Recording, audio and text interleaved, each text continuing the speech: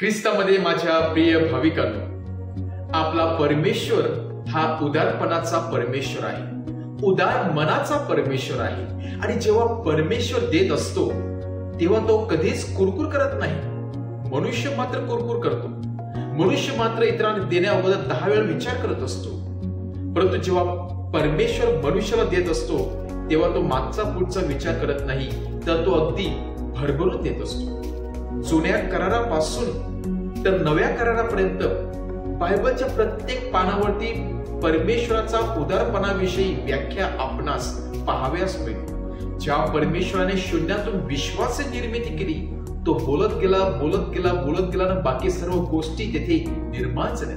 किती उदारपणाचा जो परमेश्वर आहे हे आपल्याला जुना करार सांगत आहे। तर नव्या करारामध्ये प्रभू येशू ख्रिस्ताद्वारे वेगवेगळ्या प्रकारचे चमत्कार करून लोकांना स्पर्श करून प्रभू येशू ख्रिस्ताने दाखवून दिलेला आहे की माझा स्वर्गीय ज्याप्रमाणे उदारपणाचा आहे त्याचप्रमाणे मी देखील उदारपणाचा आहे आणि मी देखील लोकांच्या भावना समजून त्यांची इच्छा पूर्ण करत असतो। आणि आजच्या शुभवर्तमानामध्ये परत एकदा आपल्याला त्याच परमेश्वराच्या उदारपणाविषयी पाहाव्यास मिळते, जिथे परमेश्वराचा उदारपण अगदी स्पष्टपणे ठळकपणे प्रभू येशू ख्रिस्ताद्वारे आपला पाहाव्यास मिळत आहे। जे लोक प्रभू येशू ख्रिस्ताचं प्रवचन ऐकण्यासाठी आलेले होते, ज्या लोकांना तहान लागलेली होती, भूक लागलेली होती, ज्या लोकांकडे फारसे भाकऱ्या नव्हत्या, खाण्यासाठी काही नव्हते, अशा लोकांची गरज प्रभू येशू ख्रिस्त समजून घेत आहे। अशा लोकांची आध्यात्मिक गरज भागवता प्रभू येशू ख्रिस्त त्यांची शारीरिक गरज देखील भागवत आहे। या केवळ छोट्याशा भाकरीद्वारे काही मासळीद्वारे त्यांना आशीर्वाद देऊन ऐकणारे जे 5000 पेक्षा जास्त लोक होते त्यांची आध्यात्मिक व शारीरिक गरज भागवून आज प्रभू येशू ख्रिस्त सर्वांना दाखवून देत आहे की मी उदार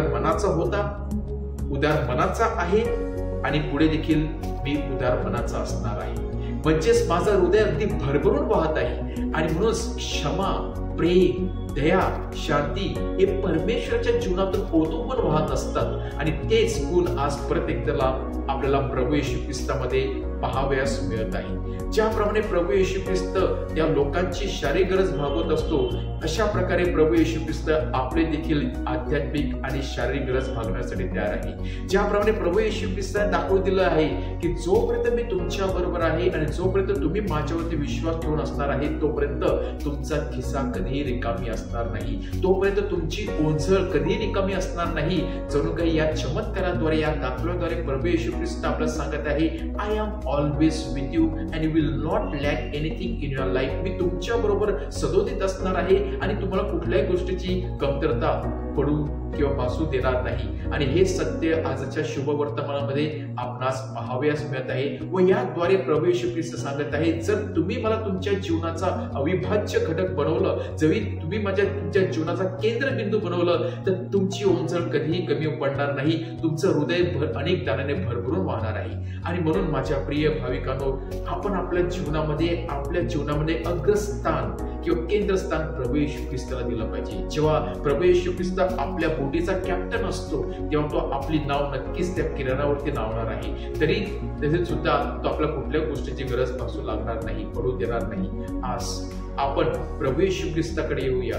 आपली आध्यात्मिक गरज, शारीरिक गरज भागवणारा केवळ आणि केवळ प्रभू येशू ख्रिस्त आहे, त्याच्यावरती भिस्त ठेवूया, आपलं पूर्ण अंतःकरण उघडे ठेवूया। आणि जेव्हा आपल्याला वाटेल की माझ्याजवळ काहीच नाही, मी अपुरा पडत आहे, मी कमकुवत पडत आहे, तेव्हा केवळ आणि केवळ प्रभू येशू ख्रिस्त आपली गरज समजू शकतो। प्रभू येशू ख्रिस्त आपली आध्यात्मिक गरज भागवता आपली शारीरिक गरज देखील भागवणार आहे आणि आपल्याला अनेक दानाने कृपा परिपूर्ण करणार आहे। तर परमेश्वराकडून आपण सामर्थ्य व कृपा मागूया व आपल्या परीने आपण विश्वास ठेवून प्रभू येशू ख्रिस्ताला आपल्या जीवनाचा केंद्रस्थान बनवूया। आमेन।